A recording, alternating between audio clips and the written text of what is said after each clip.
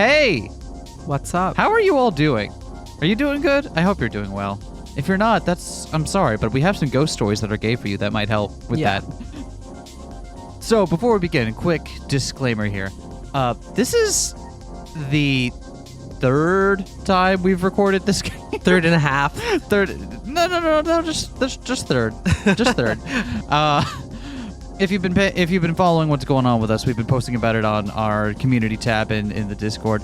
We've had some issues with our recording program over the past couple weeks. We've been able to troubleshoot and figure out what it is, but over that we've lost two consecutive recording sessions of this game in particular. Yep. Which sucks because this game fucking rules, and we want to share it because we like the Milk Plush visual stuff and we like this game. So we're doing it again. So we're doing it again. Just keep in mind while you're this is our third time playing through the game. So obviously we don't have reactions to any of the surprises or stuff anymore. We're still gonna put on a good performance for you, and we hope you'll enjoy it as much as we do. Please get excited about this. Go pick up the game for yourself and all that because we like it. We feel strong about it, and we think you will too. Anything else we want to add in there? No. No? Okay, thank you for your input, hun. Glad to know this is still a two-person endeavor here. Countryside.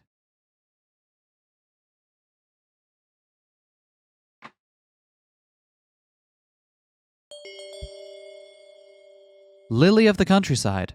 Ghost-to-ghost communication. 1990X in XX village in China. A desire for stability, the shape of loss, manifestation of returning faded glory days, and accepting it will never return. I love the little blurbs at the beginning and how they give you the flavor of it with that. It's it's good. It's good. I like it. Ghost to ghost communication. I will tell you a story about you. This story will create a legend about you and attract lost souls like you. And hopefully, at least one person will be able to do what I couldn't.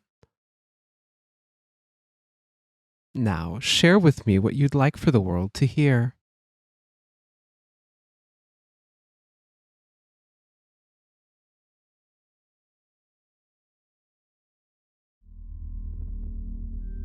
There's a fishing village, hidden in the middle of one of the Shaanxi Islands that sits within a thick fog. Hilly to the point of being mountainous and riddled with forest like a hunk of mossy rock in the sea, it stands out as the sort of island most wouldn't expect a fishing village to be on. In order to reach the village, you must take a dangerous hike and stumble upon it by chance.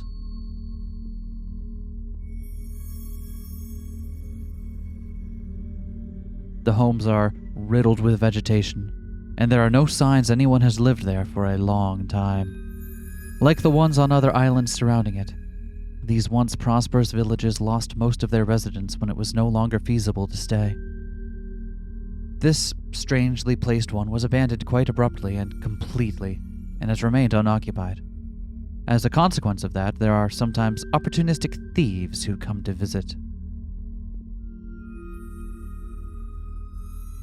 But nobody remains in this village for a reason. One such thief learned this the hard way. One day, this thief traversed to the village in the hopes of finding something valuable. They had heard that many other men had found what they were looking for there, but instead of finding what they wanted, however.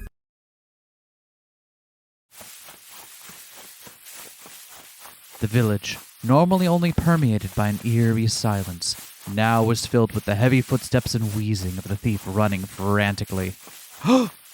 Their weary feet dug into the dirt so deeply, each step carved out clods of earth. Though their body was reaching its limit, their mind continued to panic. The thief's wheezes were so ragged that their throats sounded as if it had been torn to shreds. They risked slowing down to look behind them for the first time in a while.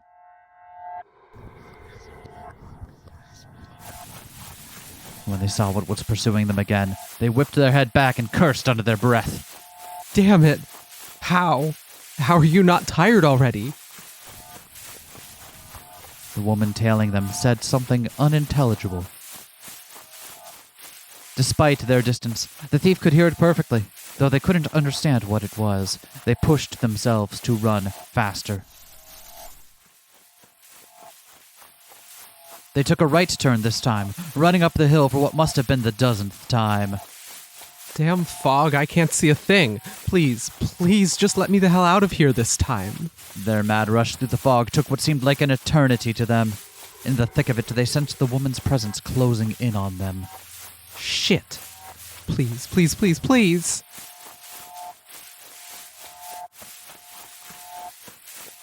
At last, the fog began to thin into a mist. Beyond the thief lied a forest. Okay, so mist is thinner than a fog. Fog can thin into mist. Are we really having a discussion over the metaphysical properties of various types of, I guess, haze, smoke, fog? Okay, I was going to say, you said various types of haze. I'm not sure a fog is a type of haze. Okay, so what, like, liquid suspended in the atmosphere? What is the category here that we're looking at? Is fog an emulsion? Is that what it is? Okay, listen, I Like can't help. mayonnaise. Okay, so moving briskly along. When they spotted the new sight, they broke into a wild grin. The elation gave them one last burst of adrenaline, and with it, they sped up and lost the malevolent presence. I'm saved. Without hesitation, they ran on. Branches and thorns scraped against their skin and clothing, leaving garish marks and tears all over them. But they didn't care. A patch of clear sky could be seen between the trees, growing in size as they came closer. I smell the ocean. It's over.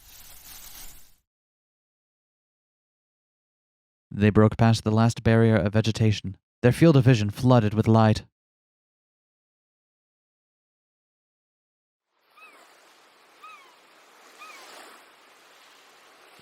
Huh? The ground abruptly ended at a cliff mere meters away from the end of the forest. The ocean waves crashed against the walls of the cliffside. It was a dead end. No. No way.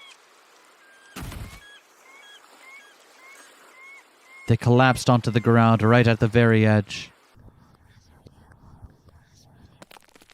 The branches of the trees behind them rattled ominously, and a chilly, out-of-season wind hit them. Sweating profusely, they turned.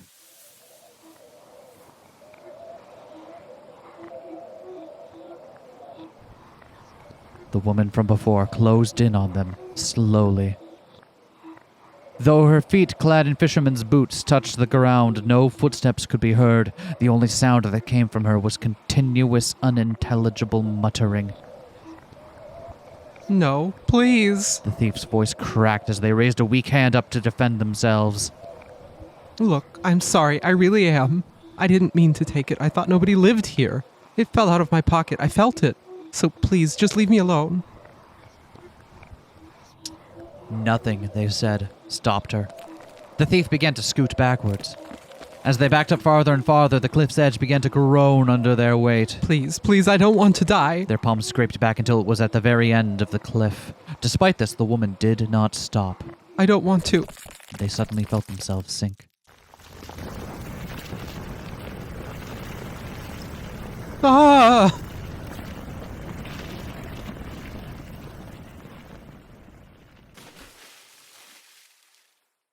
The thief screamed the whole way down until the sea swallowed their body and the crashing waves their voice.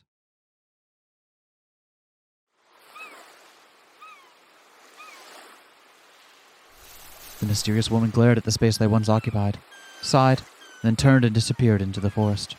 Her sad, melancholic sighs sounded just like the wind. Who was she? And why did she occupy that village? What was her story? It wasn't said.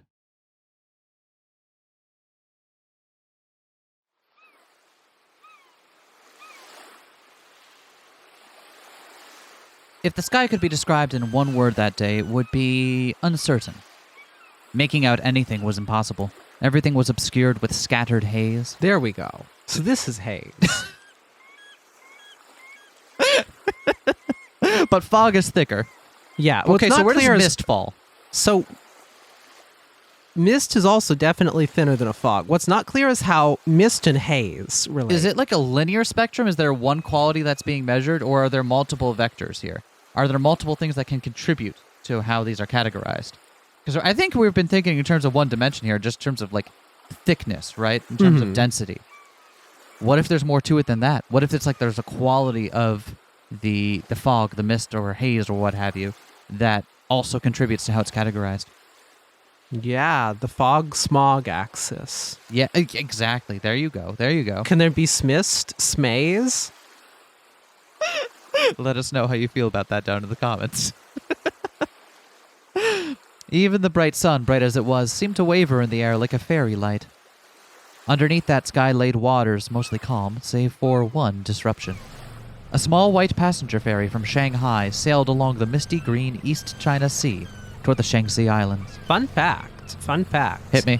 There is a well-known, mostly abandoned village in the Shaanxi Islands called Hotowan, which we may or may not hear referenced at some points elsewhere in this game. Oh, I didn't realize that's what that was a reference to. That's so cool. It totally is. Huh, all right. It was a shimmering abnormality, parting the waves unabashedly. This would be one of its few voyages around this part of the chain today. Once this part of the misty sea was filled to the brim with ships delivering product. Oh, but it's misty now. I thought it was hazy. You're never going to make progress if this is what you're like. You know that? Once this part of the misty sea was filled to the brim with ships delivering product from lucrative fishing villages. However, those days were now long gone. The only passengers on this lone ferry were a young couple, an elderly man, and a young woman, lost in thought as she stared out of the window. And so, the ghost continued her lonely days in the abandoned village free of any nuisances. Or so said X, who heard it from Y, who passed it on to Z, who passed it on to me. Out of all the places I was expecting to pick up an abandoned spot's location, it definitely wasn't the bar. She smiled, excitement flaring in her breast. Not that I'm complaining. The woman, Song Anna, was an ordinary university student with a major she didn't care much for, and a penchant for visiting la-la bars and abandoned places. She purchased a ferry ticket first thing in the morning today just to find this mysterious village, having heard that voyages to its island would soon be discontinued. Her outfit was her usual excursion getup, a warm jacket, jeans that are easy to move in, and hiking shoes. It was a good thing, she thought upon waking, that she didn't drink too much last night, so she could face this day with a clear head. She said it was a foggy village you can't escape from. But how did Woman X who stumbled upon it get out? And besides, this looks like a misty village. And where did the thief even come into play? There are so many silly holes in this story, there's no way it's actually haunted. Mr. Captain speaking, I'd like to warn you about the excessive instance of haze we have over the water today. Please do not be fooled. It might look like this, but it is actually haze. Her shoulders drooped. Though if there are actually people living there still, I'm going to look really stupid. So much for thinking I'm in my right mind just because I didn't wake up with a hangover. Well, whatever. I got this far. At the very least, I've got a nice morning hike ahead of me. The ferry ride continued. It stopped at Shaanxi, where only the old man disembarked, then made its way to XX Island, the island the village was allegedly on. As the ferry neared the island, the mist thickened into fog, blanketing the sea and obscuring the world.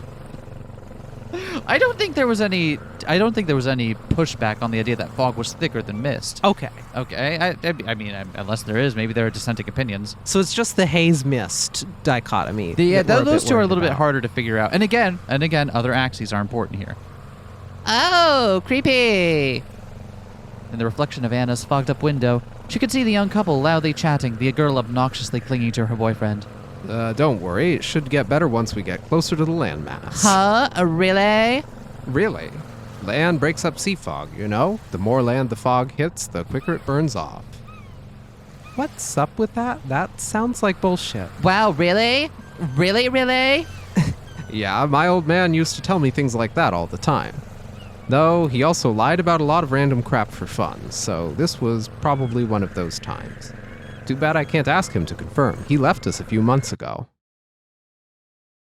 All the blood in Anna's body ran ice cold. Hey, I don't want to hear about that sort of thing. Are you crazy?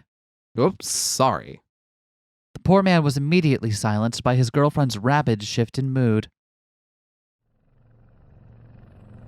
Wow, it literally took me until playthrough number 3 to realize why that's okay.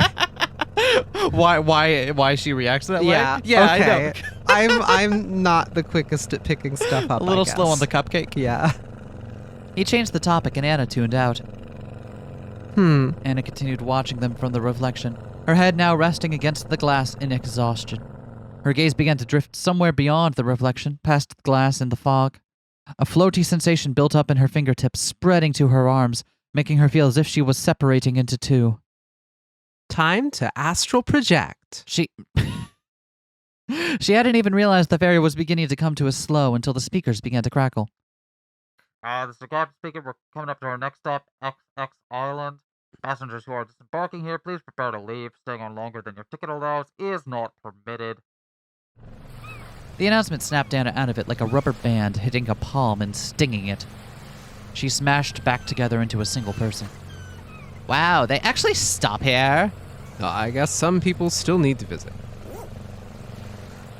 The ferry docked. Anna stood Anna stood from her seat and zipped up her jacket. As she passed by the couple, she could hear them muttering, but she didn't care.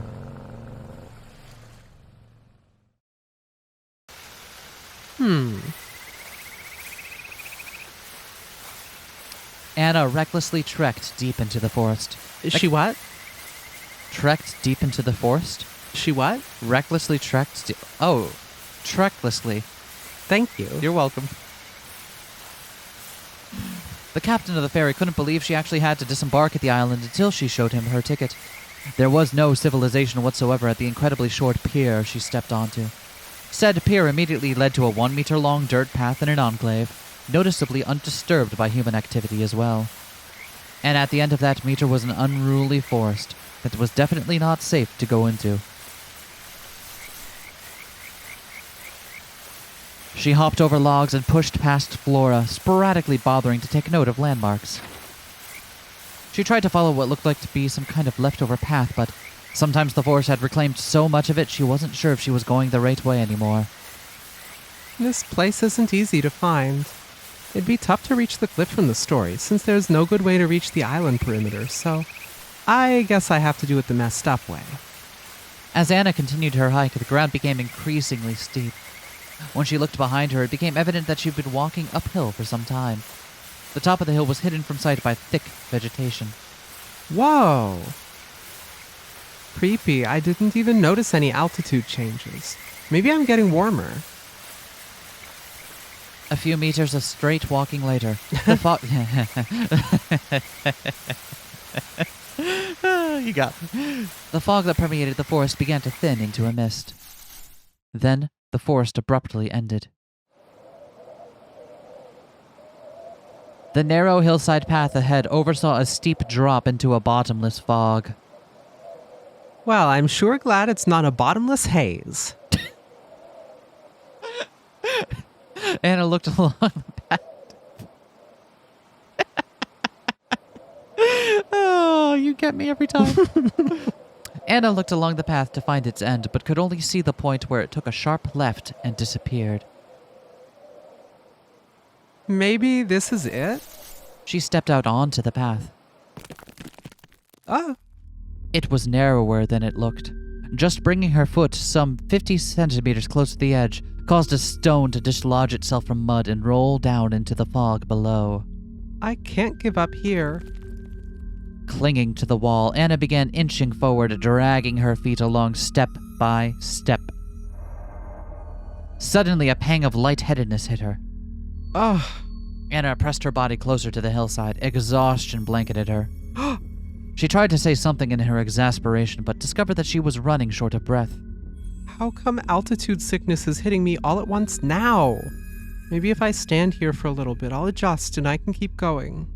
With this in mind, she came to a full stop, continuing to press her body against the hillside until she no longer could.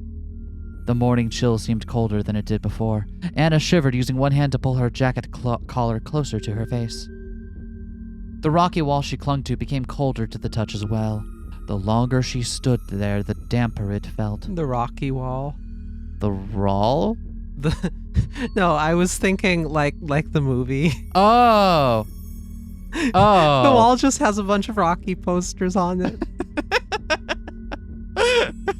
I don't remember what the fucking thing is from that, but yeah. Is my mind playing tricks on me? I think I'm just sweating. No matter how long she waited, the malaise wouldn't leave her. Maybe I should go back into the forest and sit for a while. Anna began edging back to where she came from. As soon as she reached her hand out to grab a hold, Whoa! the world tilted.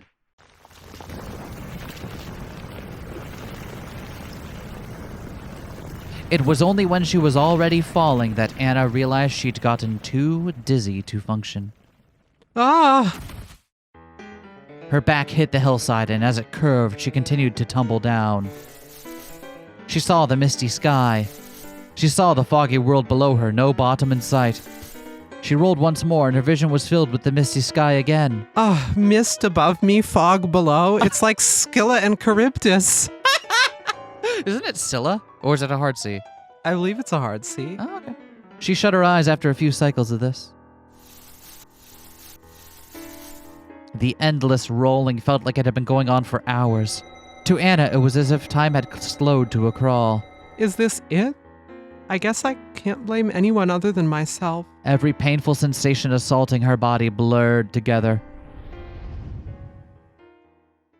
Before she passed out from fear, Anna felt her body finally become enveloped in the thick fog at the bottom. At least I made it out of the mist. We're harping on this one, huh? We're really driving this one home, huh?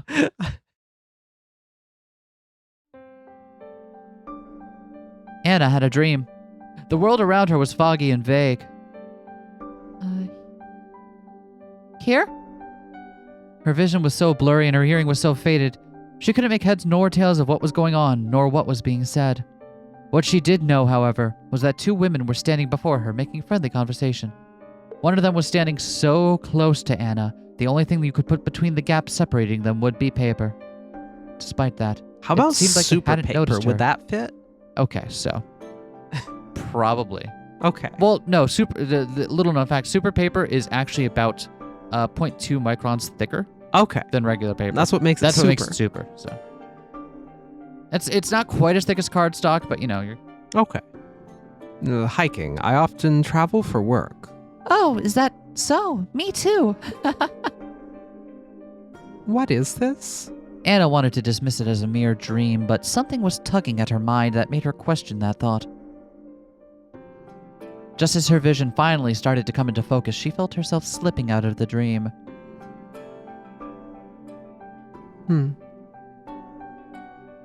The last thing she saw was the woman right in front of her looking back. Her gaze followed Anna all the way into the darkness.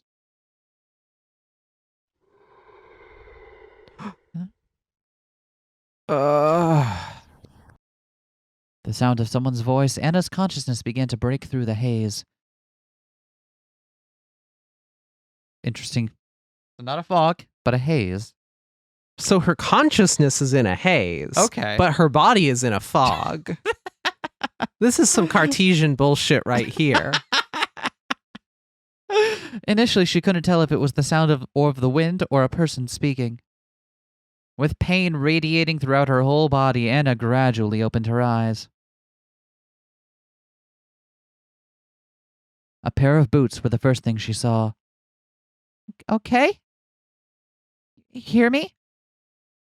Who? Anna struggled to look up.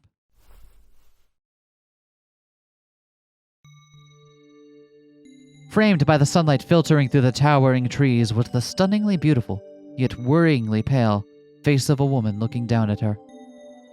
Her skin had a desaturated quality to it, like a corpse. The two of them appeared to be the same age. The woman moved around her and bent down, bringing her face close to Anna to observe her. Are you okay? Anna was stunned into silence. Uh-oh, she smells really good. The woman smelled vaguely floral, yet vaguely fruity as well. Yeah, she did. Would you describe the fruity note as mild? I think it's much more than a mild fruity note, if you ask me. It reminded Anna of a body wash she might have picked up once, but there was something more faint and natural to it, as if the woman was born with that scent. I thought that was something that only happened in fiction. Did you hit your head so hard that you can't speak? And you look like you have a fever. No. Ouch. Anna moved too quickly in her flustered state, causing pain to shoot through her body whenever she put too much pressure upon certain spots. Oh, you shouldn't move too much. You're injured. Here. The woman gently lifted Anna's torso up and held her in her arms. Whoa. Is this a little bit better than the hard ground? Yeah?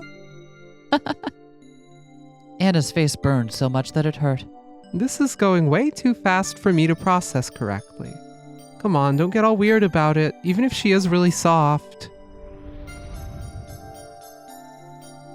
Huh? The surrounding area finally came into focus.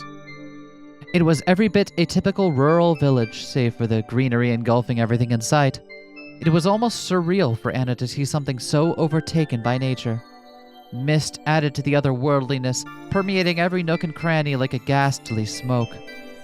So the mist is smoke-like. See, but I told you that smoke belongs in this conversation. Interesting. The So only- that would make this a mist. The only things that weren't in shades of green or blue were the occasional yellow blooms of heartbreak glass. Where was this while I was up there? I can see the sky just fine from here, so it's not like there's a lid of fog over the whole thing. Is this the village? Hey, Yeah? what's your name? That was not what she wanted to ask, but it came out of her mouth anyways. Anna quickly rushed to introduce herself. I'm Song Anna. My name is Yu Hui Feng. Yu Hui Feng, huh? It suits you. The woman smiled shyly. Oh, do you think so? Aw, cute. What am I doing? Where are we? A village? I know that. Anna tried to say something, only for a splitting headache to overtake her. Ouch. Oh, don't strain yourself. You took a nasty fall. We should get you treated and put you to rest. This place is clearly abandoned, though. How are we going to find anywhere to rest when everything is like this? Don't you worry, I know a place.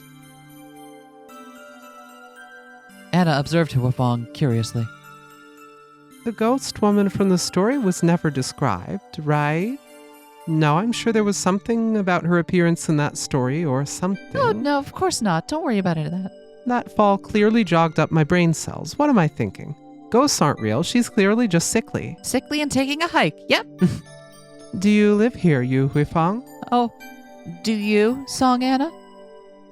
Anna blinked. No, I came to this island to find this village. Oh, really? And why is that? A sense of unease washed over Anna. It felt as if she was being picked and prodded at. Even so, the adorably, innocently curious eyes of this Yu Huifang girl made her throw some caution into the wind. I like to explore abandoned places. Huifang responded quickly. Oh, is that right? Me too. I've been exploring this village myself for a bit before you came along. That's why I know a place where you can rest. I see. Anna forced a weary smile. I'll figure out what's going on later, but for now I'll just take her offer. My headache gets worse the more I think anyways. Yeah. No thoughts, head empty. Huifang stood, pulling Anna up with her and allowing Anna to lean on her. She was surprisingly strong for her build, able to carry Anna with ease. Anna winced with each movement. All right, let's go. The two slowly made their way through the village. For Anna, the journey was a blur. The next thing she recalled was being gently set down on something in a darker, warmer place. Anna shut her eyes. She was in too much pain to sleep, but the lack of light was helping her regain her wits. Gradually, her headache faded out. When Anna sluggishly opened her eyes again, Huifang was nowhere to be seen. She took stock of her surroundings to reorient herself. She was lying on a wooden bench in a predictably abandoned home. Everything was weathered and in disrepair, and the room she was in smelled faintly musty. Various personal effects were strewn around, left to rot by their previous owners. Anna's eyes traveled until she spotted a pair of boots. They were still fairly intact compared to everything else, so someone had been taking good care of them. Those boots look familiar. Before Anna could think about it any more, the faint scent of smoke reached her nose. Huh? Anna sat up in alarm. The moment she did, her body reminded her of the tumble she just took, and she found herself snapping back down in agony. Ugh. Anna held her head as she weakly sprawled her limbs along the bench. Yup. Hello. I'm a personal space invader. I love Suddenly, the sound effect. They're so good. I do feel like all of the little motions in this game are so impeccably well done. It brings it to life so much. I love it. Suddenly, a familiar blob of color appeared in Anna's blurred vision. Hello. Whoa. Anna nearly fell off the bench in shock. Hui Fong giggled, then sat down on the edge of the bench beside her. Oh, it's all right. It's just me. Did you think I was a figment of your imagination or something? Anna shrunk. A little. Anna blinked until her vision came back into focus. When she looked down at the floor, there was a chipped bowl filled with steaming congee on an overturned box nearby. There's rice and running water here. Hui Fong gestured outside. I found a perfectly intact. Oh, hold on. I found a perfectly intact supply of rice in what used to be someone's storage, and a water pump that still worked. It wasn't easy, but I managed to collect enough crop residue to start a fire in the stove here as well. That bowl is the best I could find. Make sure to clean it out well. Yeah, sparkle. Hui Fong beamed with pride. Hui Fong beam. Hui Fong, particle shoot. Wow. Anna sat up to the best of her ability. She fanned the bowl, then cautiously tested the bowl's temperature with her finger before picking it up. You've got some impressive survival skills, huh? It was more luck than anything else, really. Without a spoon, Anna decided to tip the bowl to slurp the congee. Hui Fong watched on in silence. The intensity of Hui Fong's gaze both bothered and embarrassed Anna, and so she quickly tried to start a conversation. Do you think that TV over there works? Huh? Well, I'm not sure. There's no running electricity here at the moment. Oh, right. That's too bad. You seem to be doing a little bit better, though. Ouch! Just as Anna was about to agree, another wave of pain overtook her. She pressed her palm against her forehead. I guess not. A low groan left her lips as she loosely held onto the bowl, threatening to spill it. Hui Fong quickly reached over to right the bowl and help keep all the congee in the ceramic.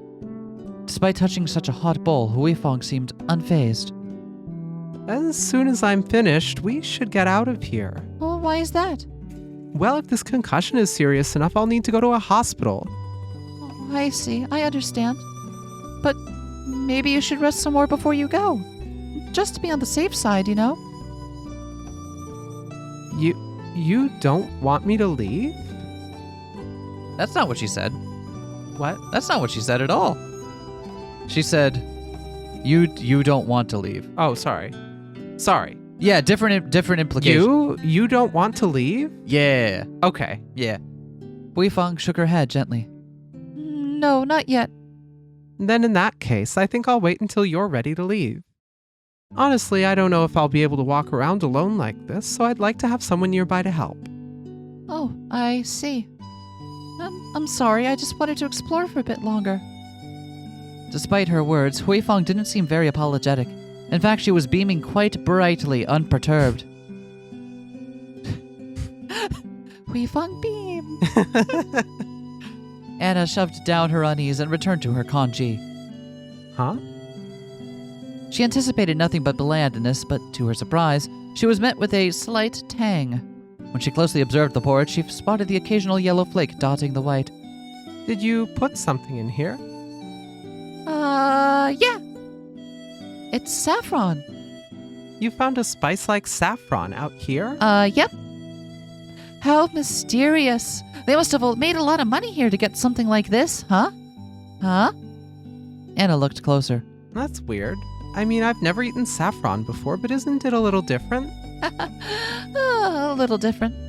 Huh? Yeah? Like it's a little more orange. The stuff in here is more on the yellow side. Oh, A sharp pain exploded in Anna's temple, radiating to the rest of her head and squeezing the bridge of her nose. Anna? damn it. Why now? I think I need to sleep, maybe. Anna immediately abandoned the kanji and set it back on the box. Her eyes slowly began to close as she laid down, sleep finally taking her. Anything Huifeng said became faint and far away, except for one thing. Good night. Uh, Pat, pat. Pat, pat, pat. Oh, the beam didn't take immediate effect this time. Once again, Anna found herself within a dream. She was still in the house this time. However, it was not her sitting on the bench. A different woman was sitting there in her place. Anna merely observed her from a spot that should have been impossible to stand in. In her hands was a bowl eerily similar to the one she was given by Huifeng. The woman stared down at the bowl. Inside was kanji with little orange flecks, just like how Huifeng served it to Anna. What's wrong? You can't eat? Somehow Anna hadn't noticed the presence of another woman until she spoke up. The voice she heard resembled the one she had encountered only moments ago. When her eyes traveled to see who it was, however, the woman was obfuscated by shadow. The shrouded woman continued staring at the other, anticipating her response with an eerie calm. After another moment, the woman put down the bowl. I don't mean to offend you. Don't get me wrong. There's just something about this kanji that's not right to me. The shrouded figure's playful smile disappeared. And that is?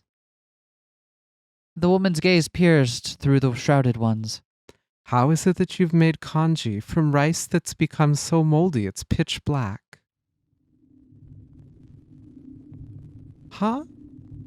I've been to the storehouses. All of it is... Anna's hearing suddenly cut out at that moment. She could feel herself starting to lose her grip on the dream again. The woman shrouded in darkness stepped out from the shadows with a dangerous look.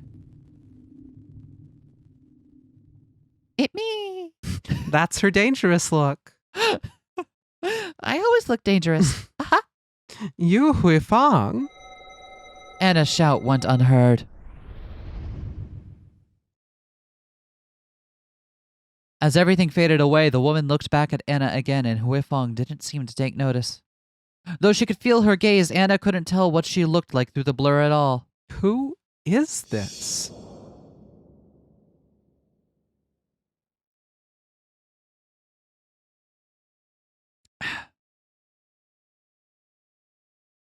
Time passed. When Anna opened her eyes again, she expected to see total darkness in the light of the moon.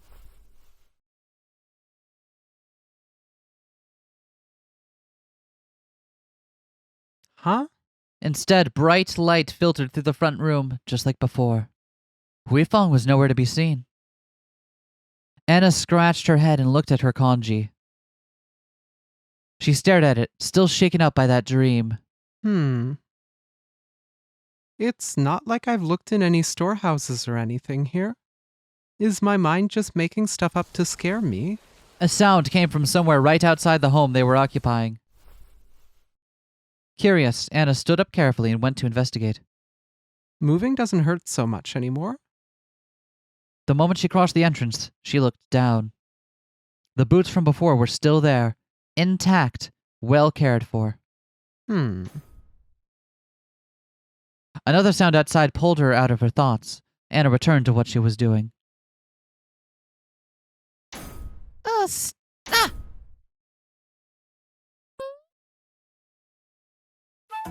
When she followed the sound, she found Huifeng fiddling with the generator. Hey. Oh, Song Anna. Hello. What are you doing out here? I'm trying to get this generator to work. Since you were talking about the television and all, I'm sure the dish still works. We just have to get the TV working again. With that, Huifeng returned to what she was doing previously. Her hands desperately groped around to find something that would open, slamming against the metal. Stupid, silly generator. Tell me your secrets. When her fingernails dug into a groove on the generator and tried to pry it open, Anna heard the sound from before. Have you been trying to find out how to work it this entire time? Yes. She's so cute. Anna puffed out her chest with over-exaggerated confidence. Here, I know how to work one of these things. Can you help me pull this away from the home? It's a little too close. The exhaust, we might die. Oh, what? You mean the exhaust isn't meant to go into the home? Are you sure about that? Rather. Okay. Well, all right. We'll pull it out. Can you come over and give me a hand? Anna got on one end of the generator while Huifeng got on the other. On 3. 1, 2, 3. 3. The two pushed. Up. To Anna's surprise, the push got the generator farther than she expected. All of her overconfidence from earlier evaporated and became one with the mist. But not the fog. Not the fog. Huifeng simply kept on smiling cheerfully. She's so strong. And hop. And whoop. They continued to shove it back as far as they could until it was a safe distance away. And there. Anna let out a wheeze and bent over to catch her breath. Doing this was a mistake. All of her aches and pains had been renewed. Huifeng, on the other hand, didn't seem fazed at all. She looked at Anna and giggled. Tee. Why did I try to look cool? You did a very good job of trying to look cool. It didn't work, but you tried. Next, we need gasoline. Still trying to look cool, Anna hastily caught her breath, with a few gasps, and started moving in the direction of what looked like a storehouse. Where are you going? Huifeng's outburst startled Anna. I was going to look for gasoline. It's fine. I know where gasoline is. Just stay there and don't move, all right? You're injured. You shouldn't be moving. Huifeng hurried off before Anna could say anything. Anna watched her disappear behind some houses. What the hell? Anna stood there a little confused. Sweet of her to worry about me, but it's a little late to make sure I don't get even more hurt. Maybe she just feels bad for letting me push the generator. At first, I thought you were waiting for me to think of a What? of a way to combine the two words, and I'm like, more hurt, mert. Is that what you're waiting for? As Anna waited for Huifeng to return, she started to idly amble around the area. She had, after all, come to explore. Anna decided to make her way toward another cluster of homes.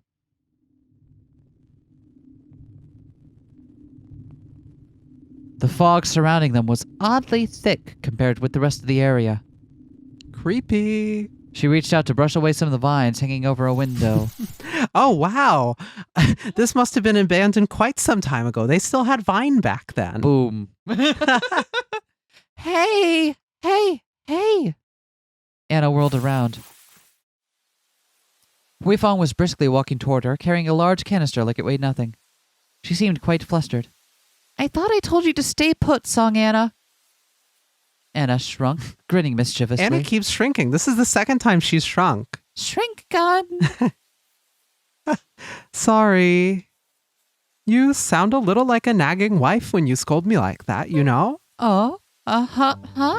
Well, you would be a horrible husband for scaring your wife like that.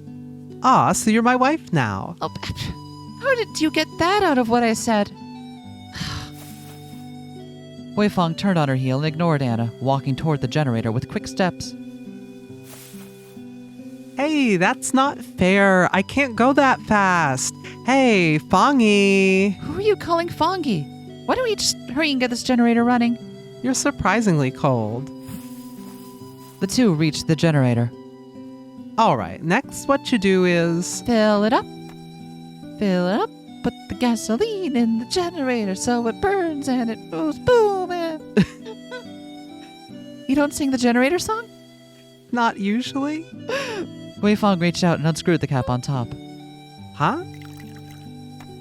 She lifted up the canister and poured it until it was filled. then screwed the cap back on and set the gas canister aside. There we go. I thought you didn't know what you were doing. Tee. Hui Fong fidgeted shyly. If I ever forget a step, I forget the rest of them.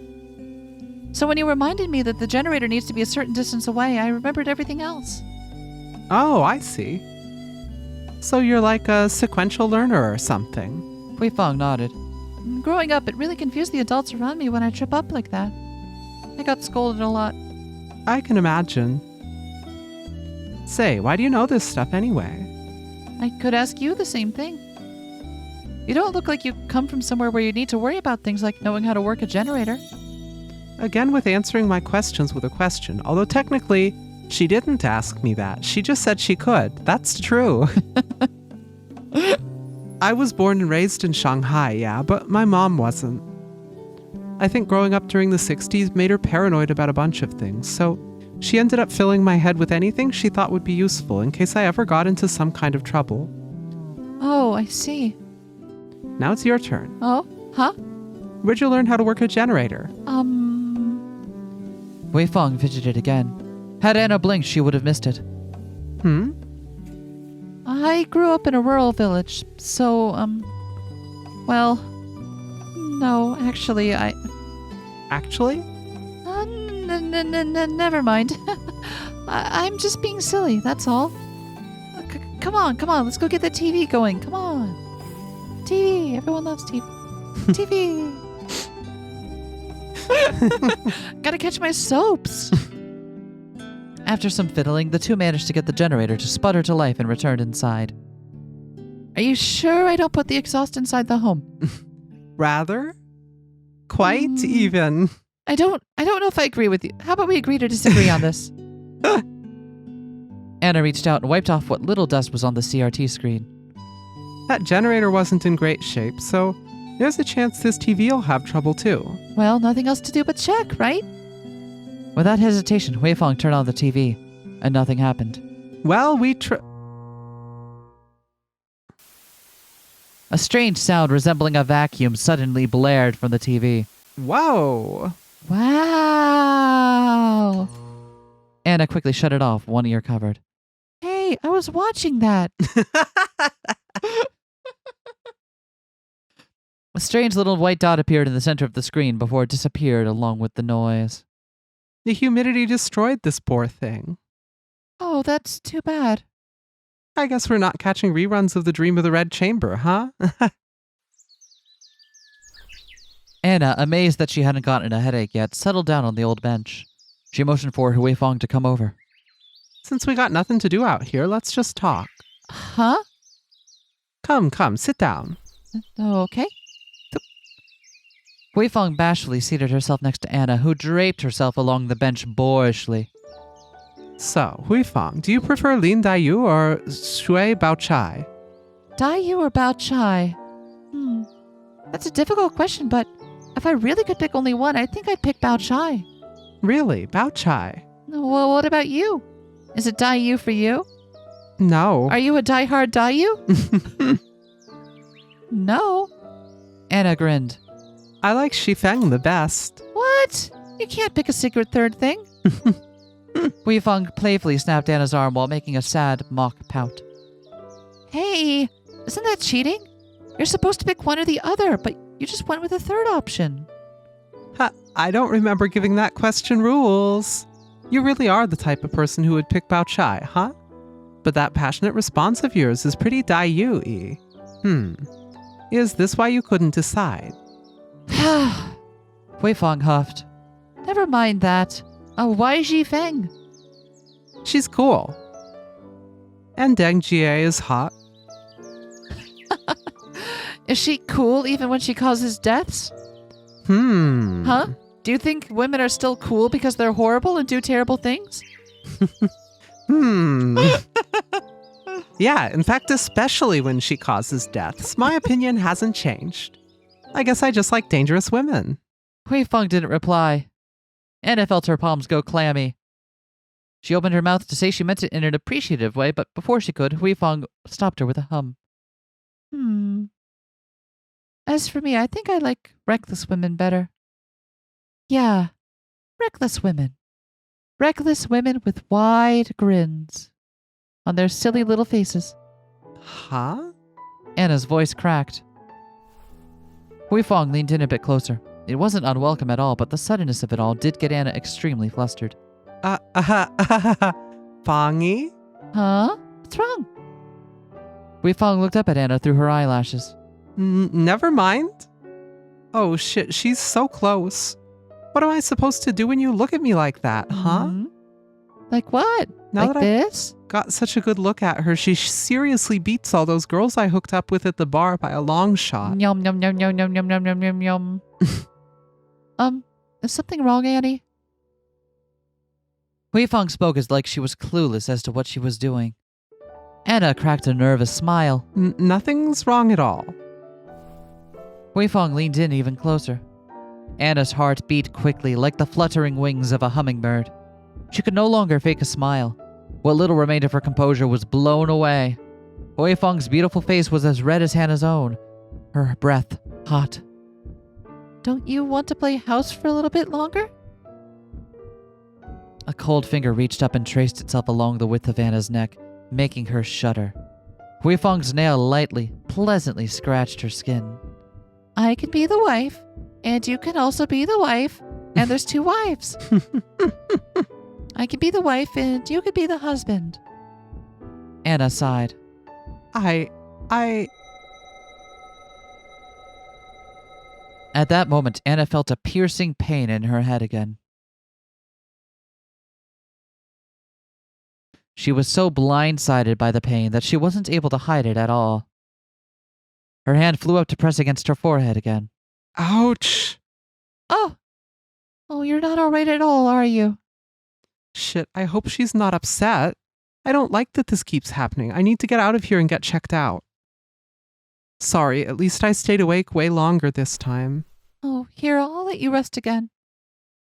Hui Fong got up to allow Anna to stretch her entire body along the bench. Why don't I just get you something to drink? Just give me a minute, all right? Hui Fong left the house in a rush.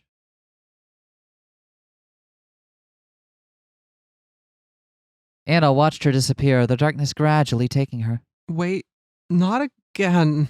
Her consciousness did not obey her.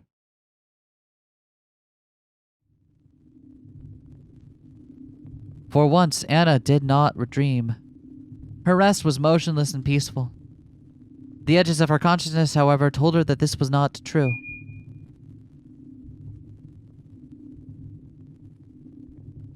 Something was lurking in her sleep, dancing around at its edges and trying to call out to her. It made a single plea. Please help her.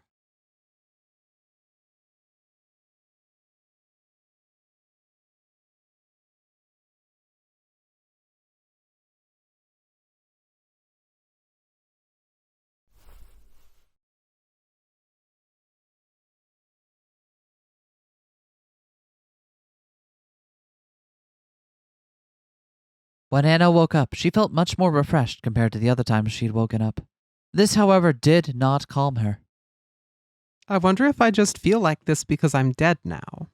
Hui Fong wasn't in the room again. Anna tried to get up to go looking for her. When she moved in a specific way, pain shot through her and sent her back down.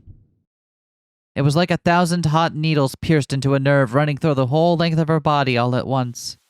Ah, shit, I'm alive, I must be alive, right? Oh, Anna? Hui Fong popped her head in. In her hand was a little chipped teacup filled with water. What, did I not dream because I actually wasn't asleep for very long? Hui Fong set down the teacup in front of Anna where the kanji once was. Anna took it almost immediately. However, before she could move it toward her lips, she recalled the dream about the kanji. She looked down at the water apprehensively.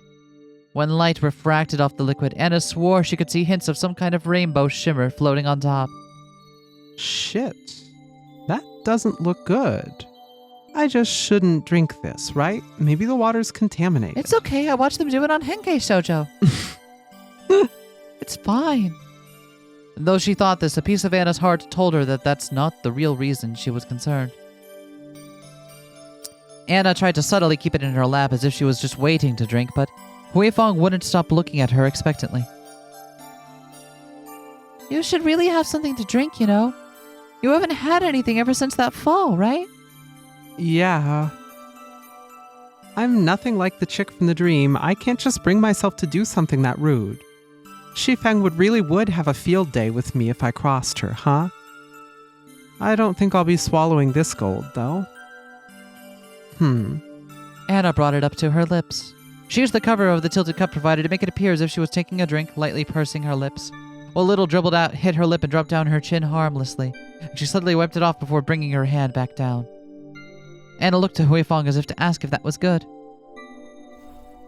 Huifeng, seemingly none the wiser, smiled and seated herself right next to Anna.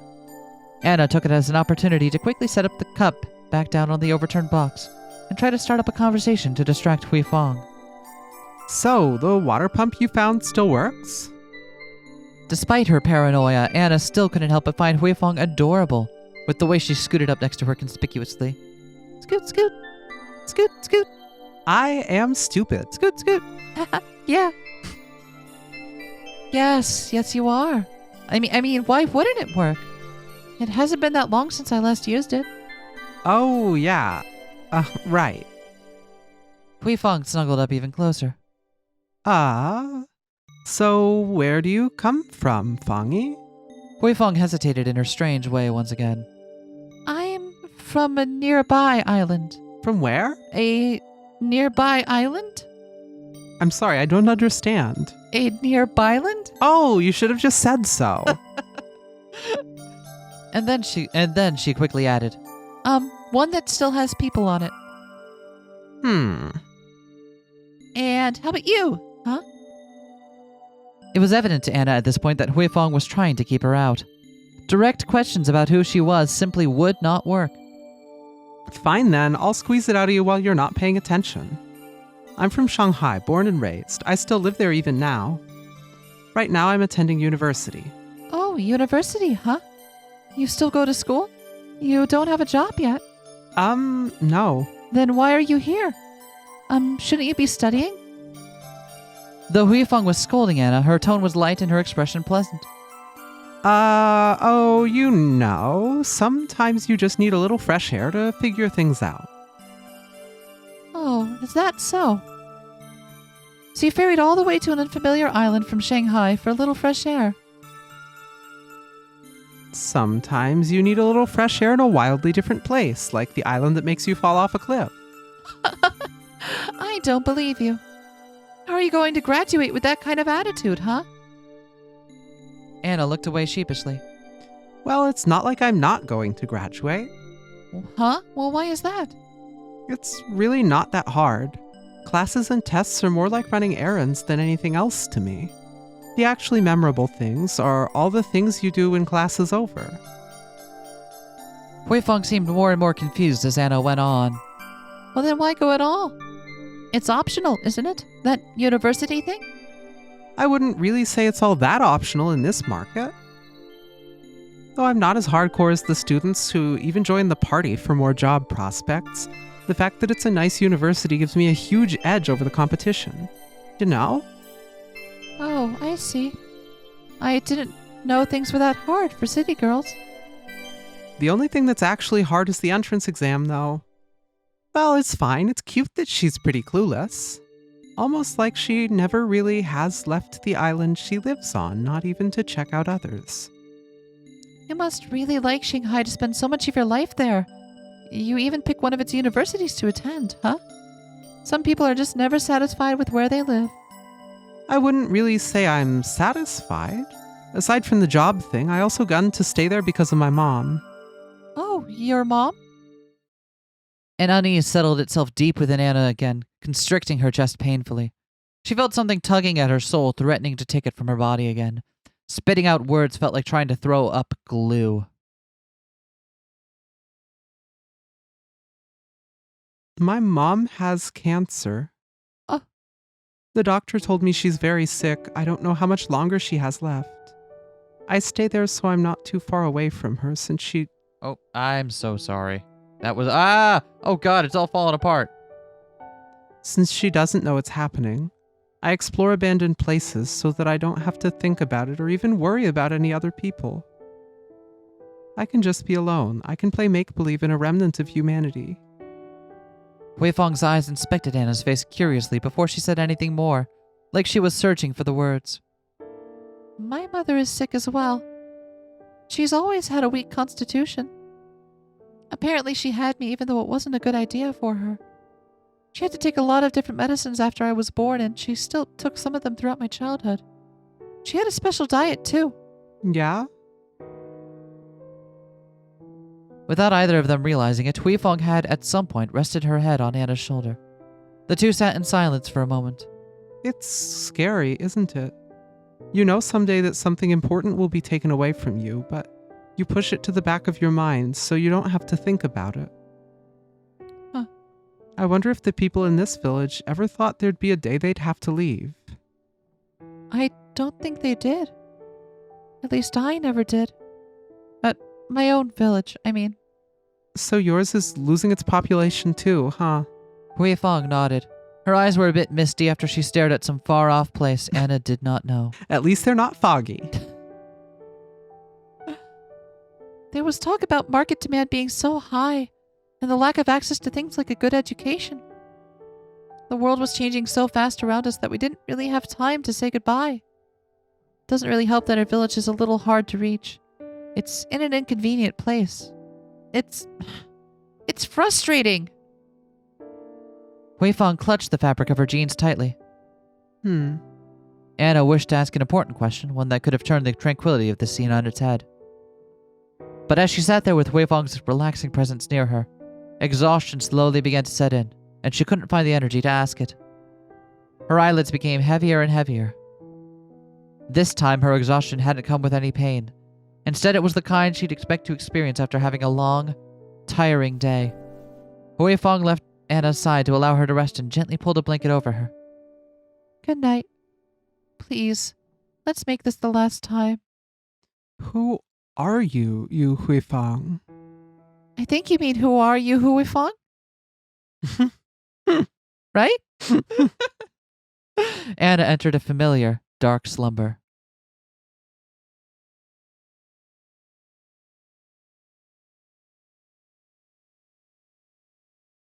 Oh, words.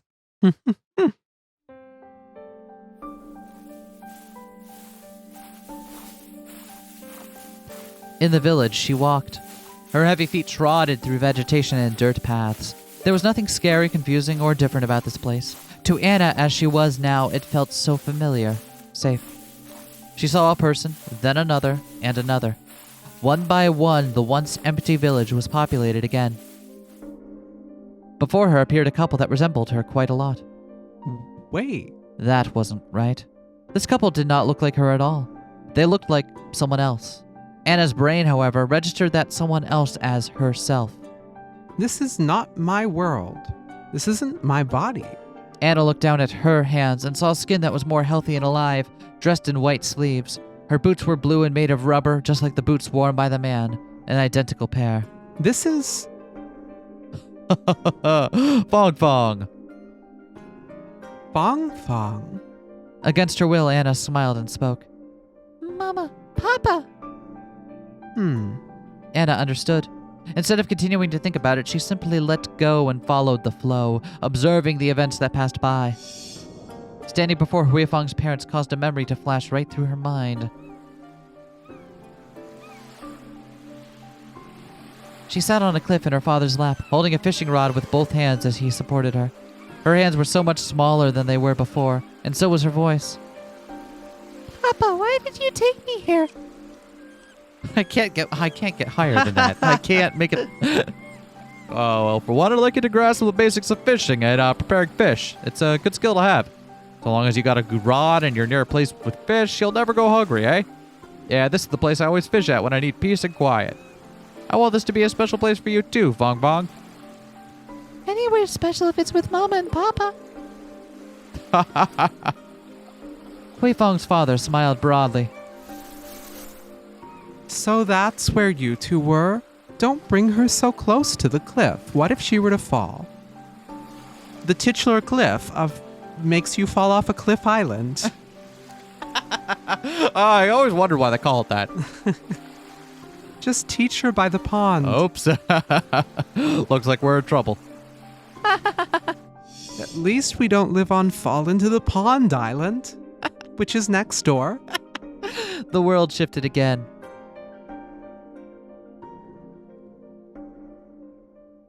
Still she sat, but now it was at the table. Dinner was laid out, but she found it difficult to eat a single bite. He left? Oh yeah, and so did old, by the end of this month, there won't be enough of us to even dream of keeping up with the competition. Are we leaving? Difficult expressions flashed on the faces of Huifeng's parents. They spoke about this around Huifeng because she was an adult, but they seemed to be regretting that decision now. Yeah, we're gonna have to join everyone else sooner or later. Cheer up, alright? You'll get to see what the city is like, and I'll work hard so you can enjoy it to the fullest, alright? At that moment, Huifeng's mother suddenly broke into a coughing fit. Huifeng's father cried out her name and rushed to her aid.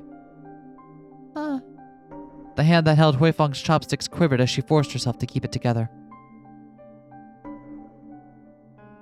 The days passed slowly as the countdown ticked on.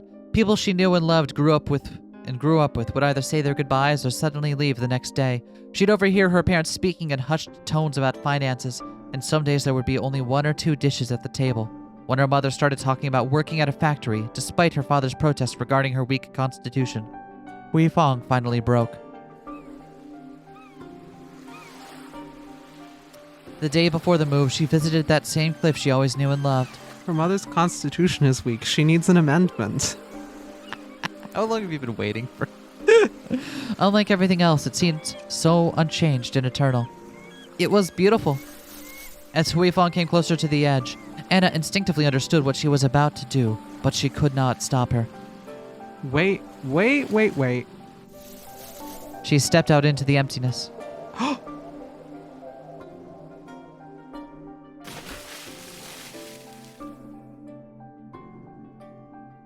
The last sensation she experienced was the chill of the ocean, and then suddenly the world came into focus again. A world without her. A village without her. She took her pain, morphed it to her liking, and sat alone in silence. And then one day...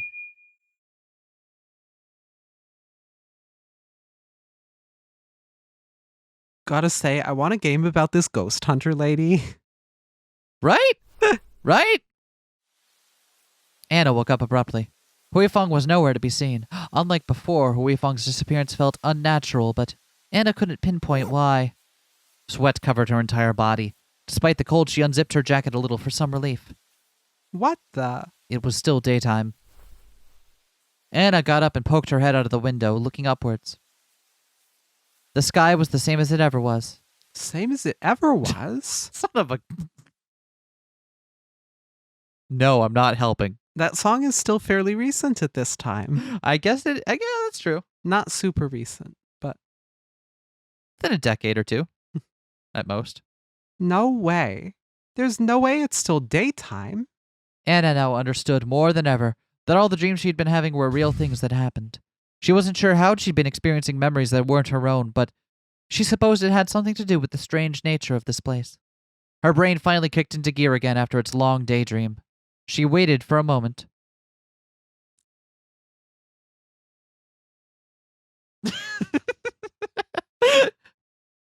All right, good. Huifeng did not come. She couldn't even be heard. Something told Anna that she couldn't come right now, even if she wanted to. I mean, she did just fall off a mountain. That makes sense. Now's a good time to get out of here. Despite the protests from her body, she left the house. Did I just say mountain? You did. Damn it. The village felt incredibly oppressive. Mountain. Everything just appeared to be the same, no matter where she turned. The hills surrounding it seemed to conceal any distant landmarks, giving the impression of castle walls. This doesn't make sense. If this used to be a fisherman's village, then there should be an accessible place that lets them net a lot of fish. Something like a river, or a path to the ocean, or a pond. That's right. In those strange dreams, Huifang's mom mentioned a pond. Anna started to head up the hill, but no matter how much she climbed, she couldn't see the end of anything. The houses just seemed to go on forever. What? She continued up a few more times, but eventually gave up and headed back down so as not to waste any more of her energy. Now back at the drawing board, Anna found herself in the center of the cone. She began to pace. This place is undoubtedly supernatural in nature, but I don't think I'm in the afterlife. If I were, why would she try to poison me twice? Suddenly, Anna stopped. She's been trying to control a lot of things about this situation. She seemed scared when I suddenly wandered off and stopped me from going out on my own. She must know that if I'm left alone without supervision, I'll figure something out. With that in mind, Anna shuddered. How can someone so hot be so scary at the same time? Ta-ha. I guess that just makes her sexier. Best first date. Noted terrible girl appreciator, Anna. Also a fan of terrible women. Yeah. She'll fit in right perfectly here at APR. Anna started to wander around the village looking for anything that could help her. She started searching for things that seemed out of place or hints that something was not as it seemed. After a minute of looking, something caught her eye. It was the structure she thought was a storehouse. There was a large X etched onto the stone exterior right by an entryway with a rotting plank of wood on hinges for a door.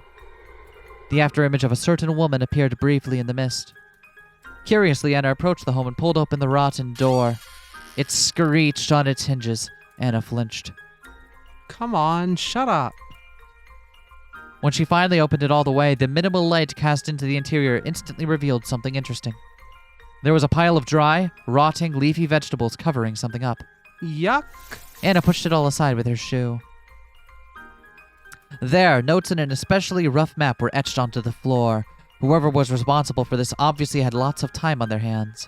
Did that woman write this, or did Huifang? There's a lot of unfinished characters. She did mention something about education here, and I can see her giving up on a character when she forgets a step. Was she trying to understand her own situation? Her fingertips ran along the words. Fog hides the gaps and the cone isn't real. I don't understand. 2 cliff map, 2 pond map. Or else there is more. As far as Anna was concerned, the map was completely illegible. Despite that, Anna understood the gist quite well. The fog hides the gaps. In retrospect, there were places in the village that had even heavier fog than the rest. Back when Huifang stopped Anna, she was heading right toward an area where it was denser. Anna looked back out at the wider village. Sure enough, it was almost like one half of the cone was more concealed than the other. She walked toward that dense fog with purpose. It became incredibly thick, incredibly fast. It was nearly impossible to make heads or tails of where she was going. Now, does the mist hide gaps as well? Suddenly, her foot sunk into the water, and so did the other. Aha! Anna picked up the pace, dashing through and surely picking up plenty of water in the process.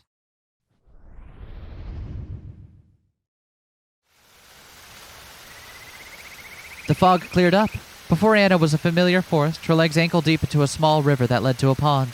Visible between slivers in the trees was none other than the pier the ferry dock sat. Relief swelled in Anna's belly, and she started to move forward. What? Relief what? Relief swelly? You're right, I missed that one, my bad. And then a strange feeling tugged at her. She turned around to look back at the fog. The faint image of a familiar woman once again appeared, flickering in and out of existence. What? She did not respond. She didn't even turn back around to look at Anna. She continued facing the way back to the village without moving. What are you trying to say to me? Hey. The relief Anna felt started to scrunch up into a ball, getting smaller and smaller until it became nothingness. She thought about what would happen after this. Anna would go home. She would face the world uncomfortably, all alone. Only her childish explorations, university acquaintances, and the arms of random women from bars would be her comforts from the reality that was her dying mother. She would have to live with the knowledge that she left some poor ghost girl all alone on an island.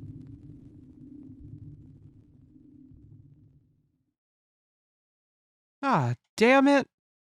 I'm a sucker for doe eyes, I guess. So are you. Without refuting Anna or even turning to face her, the woman walked back into the fog.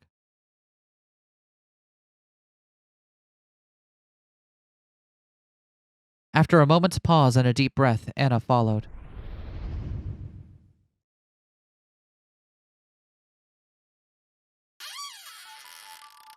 She immediately made her way back to the map, ignoring her waterlogged shoes. Now that she'd actually found her way to the pond, Huifeng's maps became easier to understand. What was labeled as the pond map was straightforward. Simply continue forward and down in a straight line toward a large patch of fog, and you would find it eventually. But the cliff map was much more squiggly, with an arrow pointing up. So I'll just have to follow fog as it comes while going up, I guess? Anna looked at the woman. I'm right, aren't I? The woman said nothing.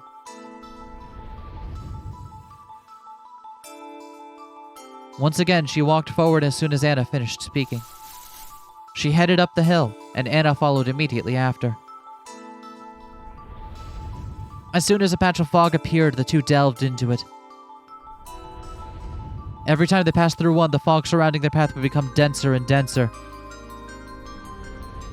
Soon Anna's vision was completely white. She had to pray she wouldn't trip and fall again. There was no way she'd survive the same accident twice. As she walked, the scene changed. Huifeng stood at the edge of a cliff, tears streaming down her face, the mysterious woman before her. Though the woman continued to walk forward, Huifeng didn't come any closer. It was as if she was walking in place. What's this? You liar! You liar! You liar! You awful woman! I'm sorry, but I won't let you suffer alone.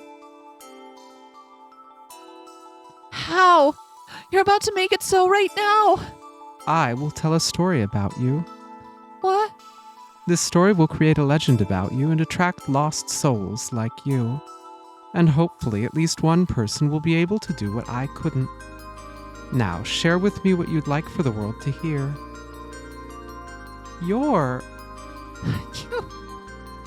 You idiot! I'll tell you what I want the world to hear. All about the thief made off with my heart, and how I wish I could have punished her. The scene disappeared like smoke. But not like mist or haze. They walked through the forest now. The sound of the ocean could be heard in the distance. The woman continued walking forward resolutely without stopping. Anna didn't hesitate. Rather, she broke into a run. She leapt over vegetation and tree roots and skipped through small rivers, crawled over little hills, and hoisted herself up when needed. It hurts. It hurts like hell. My whole body's on fire. I obviously haven't recovered. But it's probably nothing compared to what she's been through. The woman led her, even now walking forward, remaining a steady presence. The light at the end could be seen. Anna reached for it without hesitation and soared out of the forest. And what? Soarest. Yeah, she is. She just fell down a mountain. Ow.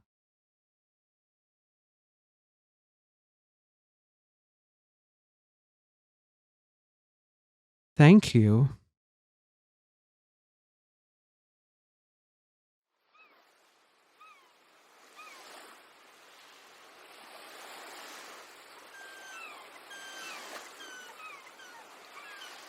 At the edge of the cliff was Yu Huifeng. She floated off the ground. Waves of fog ebbed and flowed around her. All pretenses of her being human were finally dropped. Sure enough, when Anna looked closely, she could see the same kind of fisherman's boots she saw in the abandoned home on Huifeng's feet. Her father must have left his own pair behind. He would have had no use for them anymore. Huifeng swayed her head back and forth as if listening to a song as she stared out at the ocean. Anna took a cautious step forward. The air suddenly changed a little. Little scraps of paper fluttered down from a tree and danced around in Anna's vision. What the? That woman was crafty. She fooled me until it was too late to get rid of everything that she put on the island. Huifeng spoke without looking at Anna. It seems the intense bloodlust I emitted as I was going to split open your head with a hoe tripped some kind of spell. When it comes to deception, she outclasses me by a long shot. What with her walking around and pretending to be an ordinary person from this era. Shaken, Anna quietly whispered a joke to herself to try to relax. What does that make me then? Ning Kai Chen? Huifeng continued to speak. This village has always had an abundance of heartbreak glass. My father always told me that these flowers are poisonous and that I shouldn't even touch them. He never specified which part of the flower is the deadliest, though. I should have realized it wasn't the petals when nothing happened. Huifeng. Huifeng stared at Anna, nothing reflected in her eyes. Do you think that maybe we could pretend the seasonings in the congee are garlic chives this time?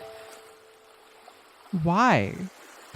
Do you know how long this village has been abandoned? 3 years. They all left right around the time other people started abandoning these islands. My family is gone. My neighbors are gone. All that's left is me. The sunlight refracting off the fog gave the illusion of a shimmering Huifeng, like she'd topple over and fall into the ocean at any moment. She was far, far too familiar with the edge of the cliff. Anna took another cautious step forward. When I heard we were going to move, I was devastated. So many things were already changing too quickly for me to comprehend. At one point, I tried to convince them to stay, but I knew it was hopeless. So I made this my permanent residence in the only way I knew how.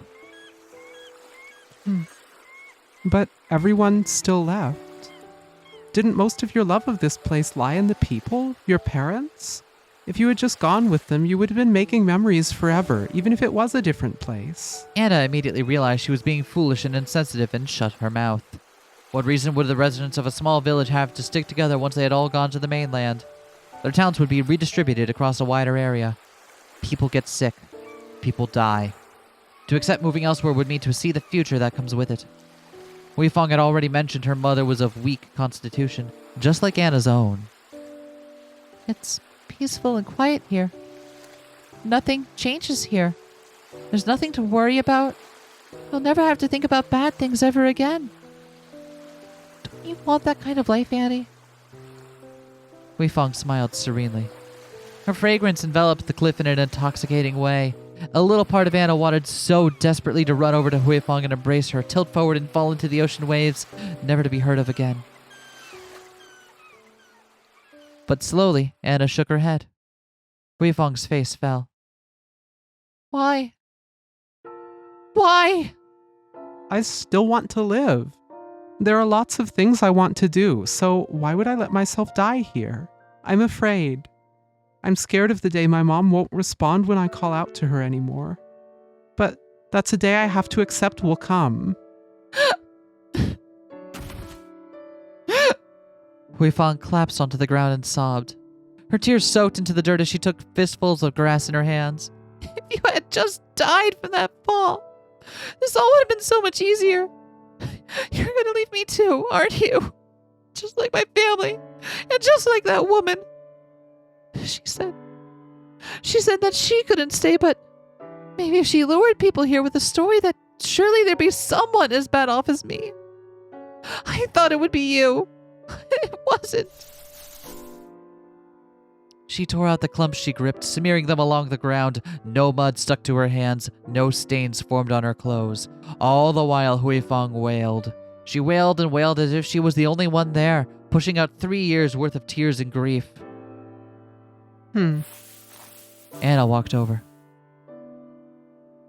She continued until she was right in front of Huifeng, and then bent down and called out to get the other woman's attention. You, Huifeng.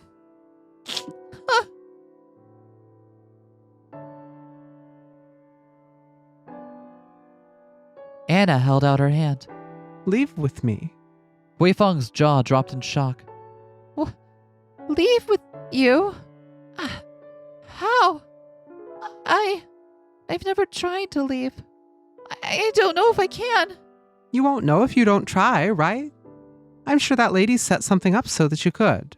So come on, live with me. Let's go. Cautiously, Huifeng took Anna's hand. It was warm and it felt like sunlight. Thank you. The fog dissipated.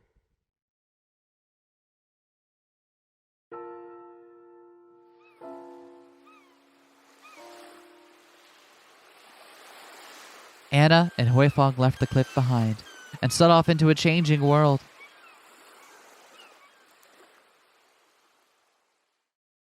Do you think ghosts can ride the ferry back for free? That's a good question. I hope Anna brought fare for 2. If she didn't, then then that's just a non-starter, right? It's off from the get-go. Anyway, gay ghosts! Gay ghosts! Gay ghosts! You know what? Gay ghosts! I am still having so much fun doing this, I don't even care. I hope you're all enjoying this as much as we are. We'll see you next time for the second one, and then the time after that for the third one. It's 1 to episode. There'll be 3 episodes long. You can figure it out. It's not that hard. Are you enjoying it? I am. I'm enjoying it. You should be too. Like, comment, subscribe, and go get this game and all that stuff. Bye! Peace.